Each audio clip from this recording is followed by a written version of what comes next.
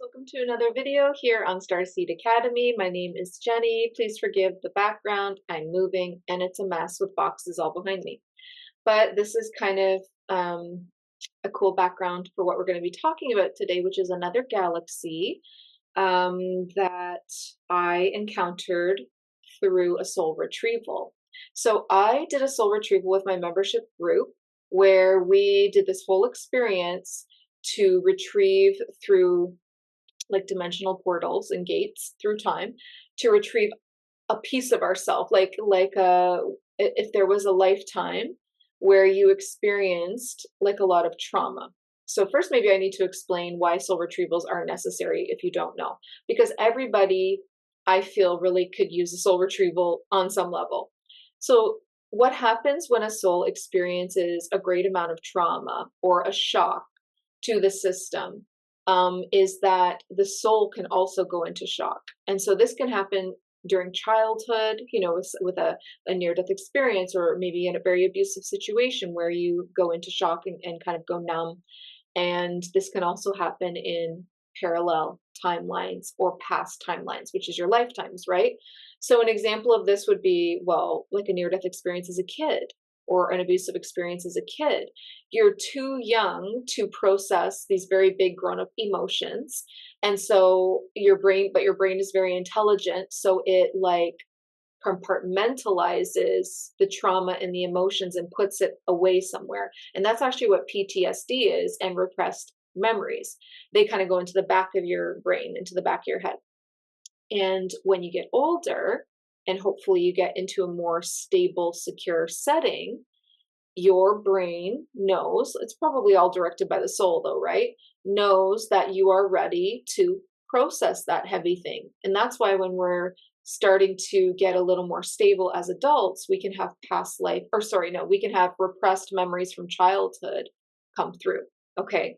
Once you've done a lot of healing on your childhood and you've worked on it, then you can experience the same phenomenon, but from past life memories. Okay, so not repressed memories from childhood, but repressed memories from other lifetimes.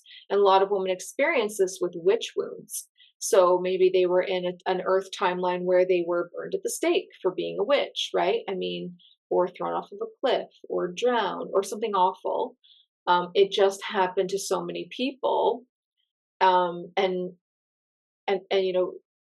like just so many people, so many timelines, not just women, but a lot of horrendous stuff on Earth specifically. You could have that memory start to rise to the surface again. And that would be like a past life regression kind of thing. And sometimes you don't need to go searching. Sometimes they just come through, like me with my Orion lifetimes, galactic lifetimes, obviously not on Earth, but a lot of trauma experienced. And I must have tucked that away somewhere deep. And then when I got to a place where maybe I was feeling a little more safe or stable, the soul knows, it brings it forward, it unlocks the memory, and then it comes forward. And so whether, you were a kid that couldn't process some big adult emotions, or whether you were an adult in that life, but still maybe your life was ended so abruptly that you didn't have time to process those emotions. Whatever it is, there's an emotional aspect that has not been fully expressed. And so the way to heal during a soul retrieval is to allow that part of yourself to have their expression. And you become like a sacred witness to it. And you need to like help that part of you feel seen and heard, right? Because that's what heals, and that's what stops the fracture of the soul. Now, very serious traumas, just very, very serious ones that are brutal or violent or abrupt or whatever, they can actually splinter off I see it like a mirror shard, like splintering off from the soul and almost getting left behind somewhere, maybe in the underworld. That randomly has happened to multiple clients of mine. We've had to go find it, right, and bring it back. Maybe in locations around the earth. Like, are you really called to a certain place? Have you always just known you need to go to Egypt? Or like me, I felt very called to Sedona, Arizona for years, and I finally went there, and lo and behold, I had a soul retrieval. It was like I went to the place, and the energy was there, the memory was there, and it awakened that part of myself, that memory, that character that I played in that lifetime had a personality, a name, a whole life, family, friends, characteristics, preferences, like everything. And it all comes rushing back, and it can be quite overwhelming. And I've also very feel called to go to Easter Island. That is like top of my bucket list. I cannot wait to go there. Same feeling as Sedona. Like I know it's going to be like a massive soul retrieval there as well. Rapa Nui Island, some people call it Easter Island, same thing. The island with the big statues, the heads, big head statues. Anyway, okay, so what else do I really need to say about soul retrieval? Let me just see if there's anything else. So basically, it can be from your inner, it can be a childhood thing. So that's like inner child healing, or it can be like a past or parallel life, which is a whole other character that you were playing. The piece of you that's damaged or experienced the trauma can feel like it just goes dormant. Like I see like a light switch going off, and then that part of your soul, memories and all of that is like dark. And to activate it and to bring it back online would take a soul retrieval, or literally like a shard that separates itself and then needs to be retrieved by you going to an earth location or some other dimension like underworld or whatever. And then you retrieve it in that way. You can do this through astral travel in that case, right? Okay, so that's just a little bit of information about soul retrievals. And so I did a soul retrieval with my membership group in June. And what happened was we all had our own experiences, obviously. I was facilitating the group, so that's a lot of energy to hold. A soul retrieval is intense just doing it with one client.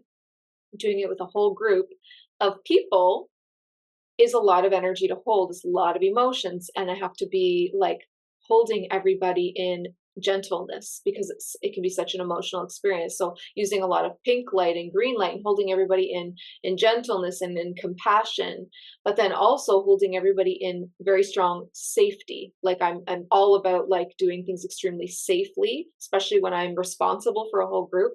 So that there was a lot of aspects that I was in charge of during the experience, right? And on top of that, I was having my own experience, and it was quite something. And so I was trying to navigate my own stuff while being like the facilitator for everyone. And so at the end of the experience, I held space for everybody while they shared. And then afterwards, I wrote down my own experience that I had. And I wanted to share that with you today because this is something that is like a peek into another world. And you all really, really enjoyed my Orion series of my lifetime in Orion. I think it's a 3-part series, and you guys loved that and asked for more of those style of videos. And this is exactly that. Okay, I also did I also did a video about my soul retrieval in Sedona, Arizona. So you can also find that on this channel. I think it's called, it's either called Soul Retrieval or it's called Sedona, one of the two. And that was a very physical, very big one. So this one was really interesting. So the first thing that I saw when I connected with this part of myself was the face of a being that I have no words for. And I found out later through conversing with this being that it's because they're from an entirely other galaxy. It's not from Andromeda, not from the Milky Way, some other galaxy. And what happens when you do a soul retrieval is you find this piece of yourself and try to connect with them in some way. And then you bring them into your heart, like you bring them into your body. And then there is quite a time of integration, right? So, I'm simplifying what we did in that soul retrieval, but essentially you need to get them safely into the soul, into your heart, into your soul. And so in the experience, I had everybody, first witness the moment that caused the splinter. and we had to travel astrally through a portal to get to this place, and then hold that version of ourselves by the hand and walk them back to the physical body that was waiting, and then bring them down in through the crown chakra into the heart space and hold them there. And then that's where they will feel safe enough to slowly open up to you and tell their story. And it truly is like, it's like you forget what it feels like. And then I had it happen, just this was tonight, and literally filming the same night because I wanted to be fresh. And then I just remembered so much this feeling from Sedona. I was like, oh man, this is so weird. It's like pulling another consciousness into your body and then having like another person in there, in your body and in your mind with you. And they are able to access your memories and your thoughts. It's like they're in there with you, you know? And so it's really interesting to see them observe everything. And then they start asking questions about you and your life and what is this and what is that, and telling you about their life. And this was such a difference of personality than me. So we were looking to find some sames, like how are we, if we're the same soul, where are we similar? And so that was really interesting as well. So let me tell you all about this being, okay? So the first thing I saw was this picture. Oh, hold on. Can we do this with the background? That's what he looked like. Very, very long face, this blue being.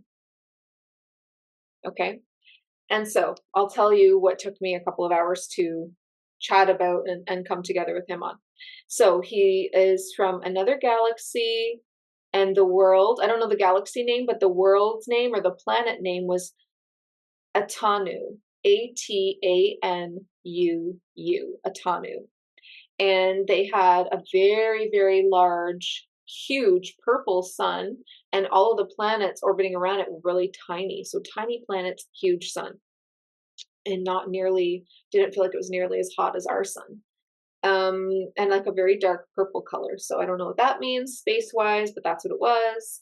And this being's name was Tam, Tam.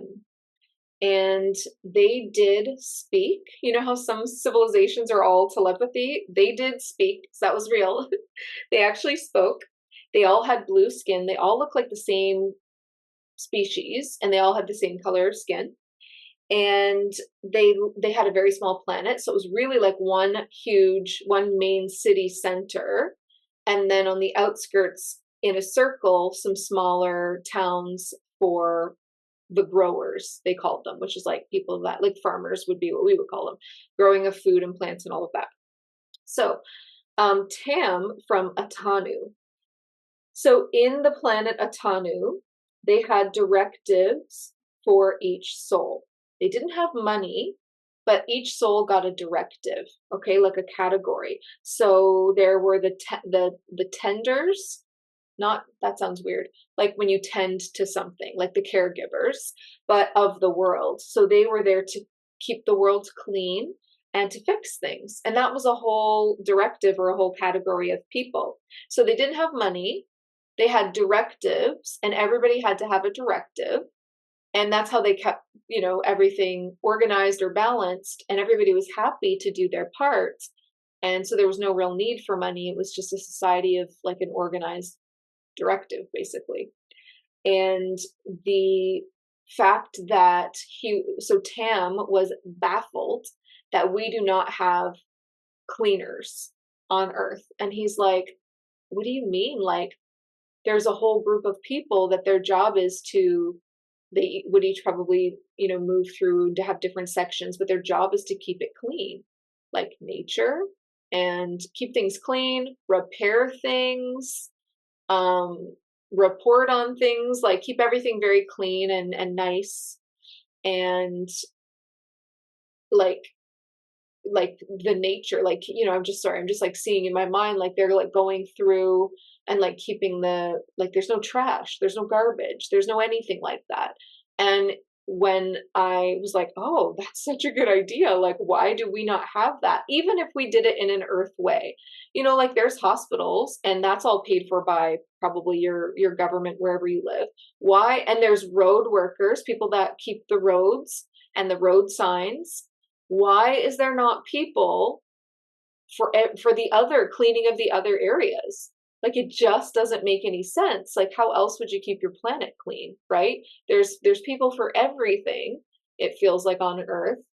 They're in charge of everything except cleaning. Like basically we need like janitors of the world. And like, why isn't there that? Like, even if it's run by the government and then it becomes like corrupt as fuck, at least everything is clean, you know? And so it was just so funny, the differences in our worlds, and we're like having these conversations and it's all in the mind, right?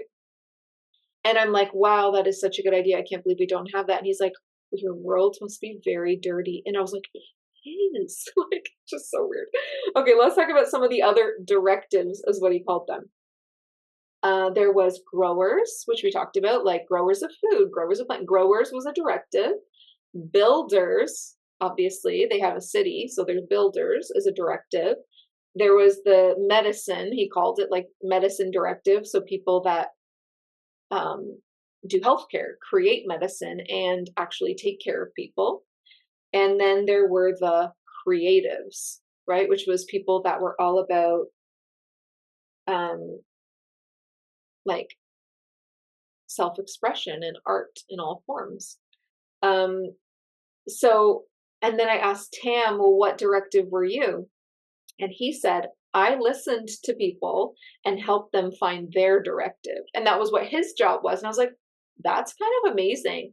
And a little bit like what I do. And so then I tried to explain to him what I did. So, you know, for people that are more spiritual, I help them find their direction or directive in the spiritual field of what they want to do. And he's like, what is spiritual? And I was like, oh.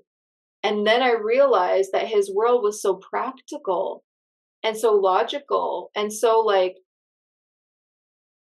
simple and beautiful and organic and peaceful and just really calm, and it felt very fair, you know what I mean? Like, felt very like a lot of equality and all of that.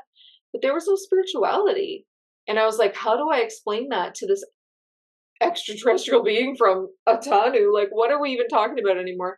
And so I was trying to like find a way to explain spirituality. And I was like, well, spirituality is when you think about how you're more than the physical form, the character that you're playing. You know, how you played Tam and I'm playing Jenny, but where are we the same? Where you're sitting right now, which is in the soul, which is like consciousness. It's in the soul, and it's like spirituality is like the world of the souls, and I mean, how do you? I mean, it's really hard to describe it, right? And so he was like listening intently, and then he said, well, that's creatives. Like, that's in his mind, that's the directive that creatives would fall under. Not meaning that they had spirituality in their world, but that's just the only way that he could relate to me at all. He's like, okay, so creatives, right? Because they're weird and they have all this self-expression, and philosophy is kind of falls under creatives, and he kind of thought I was maybe philosophizing. And I was like, okay, yeah, we could say creatives, but my way of helping people is I speak to their spirit guides. And he's like, no, don't know what that means. And so I showed him, like, in my mind, a vision of like these invisible, like, people, like orbs, invisible people, like faces around a person. And I'm like, I talk to the invisibles. So no one can see them, but people that are doing a job like what I do. And he's like, who are the invisibles? And then I tried to explain what a spirit guide was.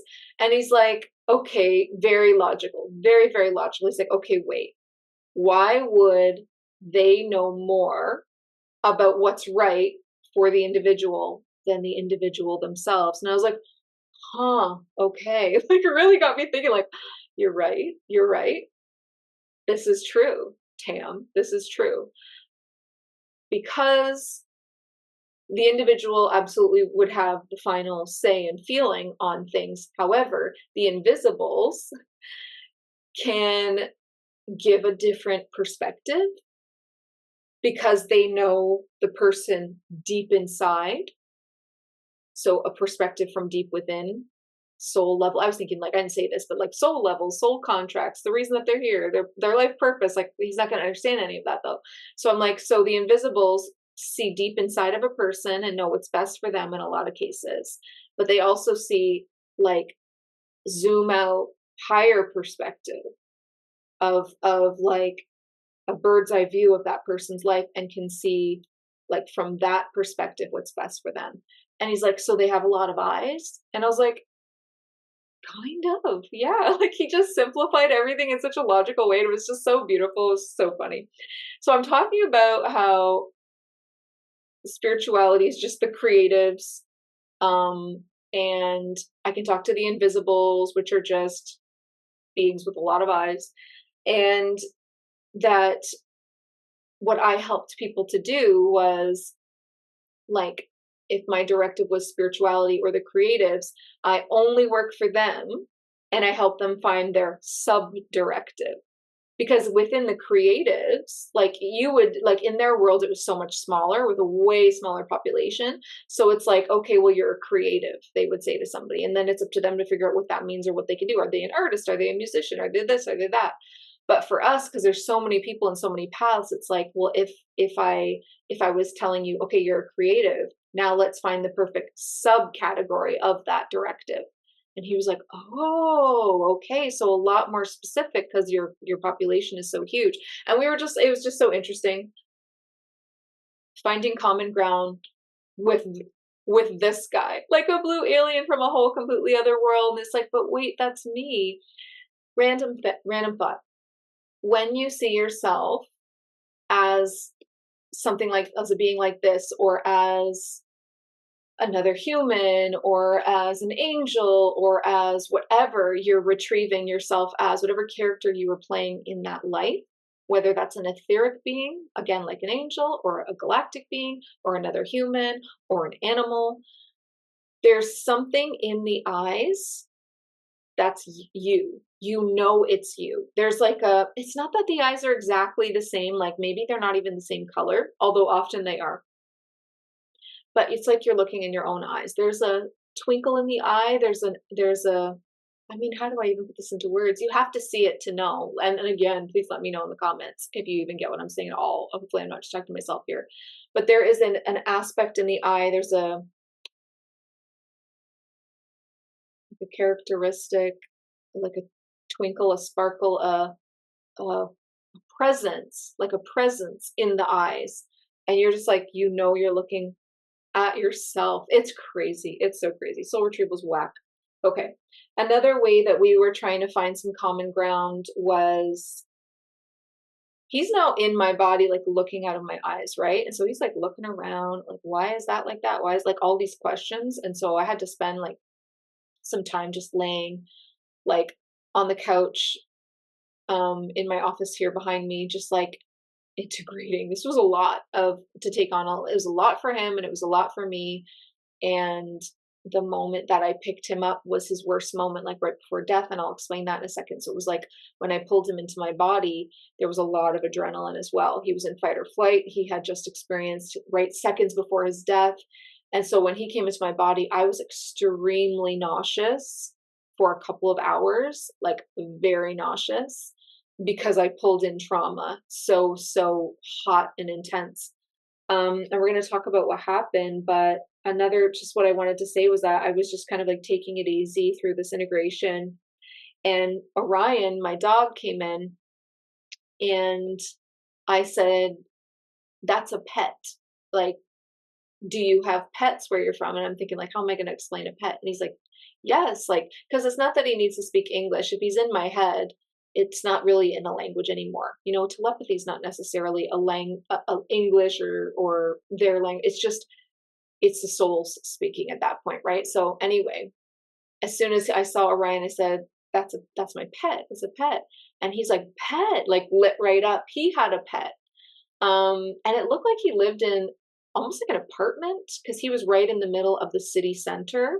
And it looked like he lived in an apartment with a pet, but by himself. And he had a very simple life, actually. It's funny because when people like tune into like alien planets and stuff, they're always so blown away that it's not that different. You know, they have families or they have jobs or they have pets or they have whatever. It's really not that crazy or that different. I mean, it can be, but a lot of the time it's not, because we're all consciousness and we're all kind of like more similar than you realize. Anyway, he had a pet, he had an apartment, he had this like purpose, this job, this directive that meant a lot to him. And though his life was very simple, he was actually very happy, very happy. And I know some people are going to be wondering, like, did they wear clothes? I don't know why our brains just automatically want to ask that. The answer is yes, and it was also determined by their directive, like their color. You know, like I don't necessarily know. I'm feeling like that the creatives were orange, and that there would just be different colors for different directives, basically. Um, and so they had less individuality, but they were so logical that it wasn't. I think in the creatives, which is where I feel like most of humanity would fit in their planet, I think there was a lot of individuality. Like I saw some people with like painted like adornments on their faces, but that was the only group of people that looked different. Everyone else was like the same. They were just super logical species, and there's nothing wrong with that, right? And they were very peaceful people, and there was a lot of kindness towards one another, which is so lovely. So, what isn't so lovely is how poor Tam um, died. So there was an attack on their city center. This is where I first met him, was during the whole chaos. That nice part of the story came way later once he calmed down. When I first pulled him in, it was all anxiety, terror, trauma, like hyperventilation, like bad. So what happened was there was an attack on their city center, and they didn't know what was happening. It turned out to be, I mean, the only English word that I could come up with was pirates, like space pirates, not coming to try to take over their whole world, but coming for their resources, right? And I saw like either like one main ship and then a bunch of little ones, like a pirate fleet, basically, like maybe what we would experience like way long ago in the oceans. And you know how they would like come onto your vessel and take all your stuff and then get on their vessel and then get out of there? Similar, they would come down and drop down to the surface of the planet and then take whatever resources, I don't know what they were looking for, and then take off again as quickly as possible. And a lot of people would die, obviously, in the meantime. And so there was an attack on the city center that was so like an explosion attack, like a bomb maybe. And it was so bad that a huge chunk of the population was already gone, because they all like, unless you were like a grower, you were in the city center, right?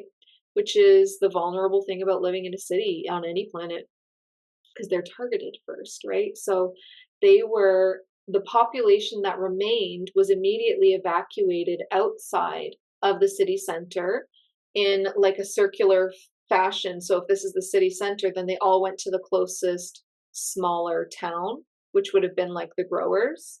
And when they did that, those smaller towns don't have the housing for them, but they did the best that they could, and they had a lot of like different tents erected, like makeshift home style tents made out of fabric or canvas or just whatever they could find to create any kind of a shelter. And it really reminded me of like a refugee camp, you know? And so what I saw was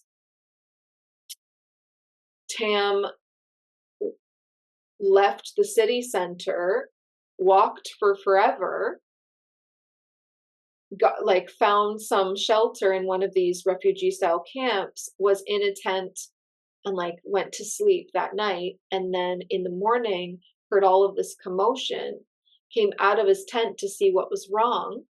And what was wrong was something was coming at them through the atmosphere. And from what he could see, it was so big that it blocked out the sun. It felt like this huge thing coming down. And he realized he only had seconds before impact, but in those few seconds, he realized that it was their own defense ship that they had sent up after the pirate attack. Immediately forces, they must have also had like a faction or a directive for defense, I guess, because they had a defense ship and it was large, it was huge, and it went into the atmosphere immediately to see what's going on, who attacked our city center, and there must have been a battle that ensued, and their own ship is what came crashing back down. It crashed through the atmosphere on fire, right? So all he sees is he's been through a lot. He comes out of his tent, he looks up, and there's just this, all you can see is even just the corner or the piece of the ship because it's so big, and it's just coming down and it's all on fire. And he just stood still and he just went cold, like shock, like, and then it was over. It just happened so fast. So that's what happened to him, and that's the kind of world that Atanu was. And so then Tam wanted me to see if I could find out like what happened to his world. And so when I asked the Galactic Federation of Light, they're like, that's not our galaxy. Like they're galaxy based, right? So then it took some time to get them to find out for me. And the galaxy where this planet was, the history was that it was a huge like disaster when that happened, but not everyone died. And they eventually, I mean, it took time, a lot of time, but they eventually did rebuild.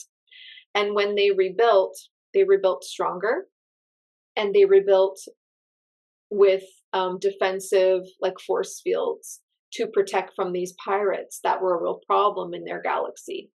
And so, yes, you know, the world did not end, and that made Tam feel a lot better. The world didn't end, it continued on, and it got stronger and it got better. However, they then showed me present day, if time means anything, and that galaxy was not alive anymore. The whole galaxy, there was no more sun. And so the little tiny planets that were orbiting this giant purple sun had all gone cold. They were just like cold, gray, frozen things in space. And so that did upset him. And then I was just trying to explain to him, like, that is just natural. Like, that is like the passing of time. And then anyway, like I could go on forever in this video, but then we talked about, well, the passing of time, like how old are you? And for us, one rotation around our sun is a year. But for them, way back when, their sun was so big and their planets were so small, it was a 7-year thing. So the whole age thing would just have been really different. They would have, I think they lived around 200-ish years, somewhere in there. And so they maybe would have made like, I don't know, like 20, maybe more, 25 passes, maybe. Anyway, time was just really different for them. But so the world went on. Eventually that galaxy, solar system that he was in and the galaxy that he was in did come to an end.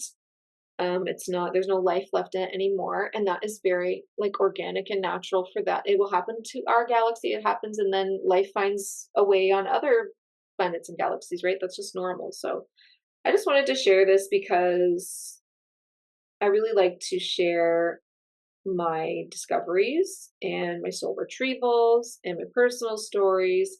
And this was one where I was so different than me, you know, like I was a male and I was this really logical being and just very different than me. And I mean, we did find similarities for sure, and in our very strong desire to be of service to others and help them find their directive, their meaning.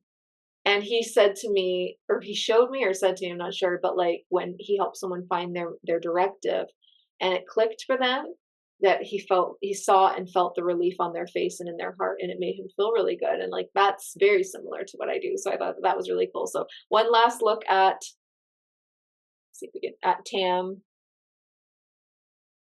And yeah, so just thought that this would be something really interesting to share with y'all. So that's the end of my little story.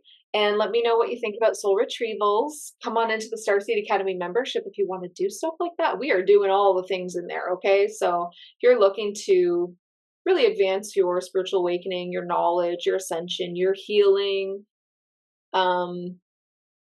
deep healing, that's a place you want to be, is a Starseed Academy membership. And that's a place where you can rest assured that you are safe with me. Everything is done by me. I used to do like guest speakers and stuff like that. And I just feel so protective of my people. And there are so many people out there that are out of alignment. And I just really need to I just feel really comfortable being the one. You know what I mean? Like, so you just know you're safe with me in there. Everything is, if it's channeled, it's done clean and ethically. If it's healing, you're held in so much protection. You're given integration afterwards. There's support systems. It's not like a one and done, figure it out yourself at all. So I'd really love to see more of my community in that private space with me. It's intimate and it's beautiful. If you are wanting to, I'm trying to think of when this video is going to air. I might have to pull up a calendar before I say anything because I have a lot of projects in the works. Let's see when this is going to air. Ooh, this is airing right before Starseed Weaver of Light starts. Wow. This is going to be airing June 30th. We're starting in 2 days on Tuesday, July 2nd. So Weaver of Light is beginning, and this is a multidimensional healing course geared to starseeds, working with Andromedans, Lyrans, Pleiadians, Archangels. You will be learning how to speak the language of the clairs, clairvoyance, clairaudience, clairsentience, claircognizance. That's the beginning of the course, because I need to be very certain that anybody because it's a certified course, so I'm going to certify you as a recommended healer. I want to make sure that you can see, hear, feel, and know what spirit is communicating to you, because your clients' spirit guides and higher self and angels and ancestors are going to be communicating with you about what's best for the client. And so you need to be able to, that's going to set you so far apart from the regular energetic healing community, just that. And that's just the beginning of the course. Then we're going to deep dive into advancing you far, far beyond things like Reiki or basic energy healings. It's going to be so much more than just moving light around. It's going to be soul retrievals, how to facilitate a soul retrieval for one person or a group. Big deal. Entity removals, parasite removals, auric clearings, strengthenings, crystalline DNA activations, light language coding, system upgrades, akashic healing, quantum healing. Like, I go hard when I do a certified course. I want to make sure this is just like psychic light, but for healers. It's like all the things, right? So it's 4 months. It's certified. At the end of the course, you are a certified practitioner of these advanced methods. And this opens you up to millions of souls, especially starseed souls that are looking for those kinds of healers. That's what they want. That's what they need too. You know, like they need the advanced stuff. They need help in all of those areas. And we don't have nearly enough people doing this kind of stuff, especially safely, powerfully, with a lot of experience and know-how. So yeah, so check out the link in the description of this video for Starseed Weaver of Light. Check out the curriculum, check out all the bonuses included, but do not wait, because we are starting so soon. And then also just know that this would completely blow up your business, right? If you already have a spiritual business, this is a huge expansion of that. Okay, this is a whole new field of people you can talk to. If you don't have a spiritual business, but you want one, this is your doorway to that. This is your doorway to having services that you can offer that are unique, that stand out, that are powerful, that are desired and looked for. Like, people are looking for this. So it's like, it's a hot market. It's needed. It's being searched for, kind of thing. So this would set you up. Okay, I'm going to leave it there. Thank you so much for coming along on Storytime with Jenny about my latest soul retrieval. I'm doing all the things, doing all the work, deep healing work, I mean. And before you go, I just want to remind you, as always, listen to your heart and the quiet voice within, because you are so much more than the body you are in. I love you, beautiful souls. Have a great day.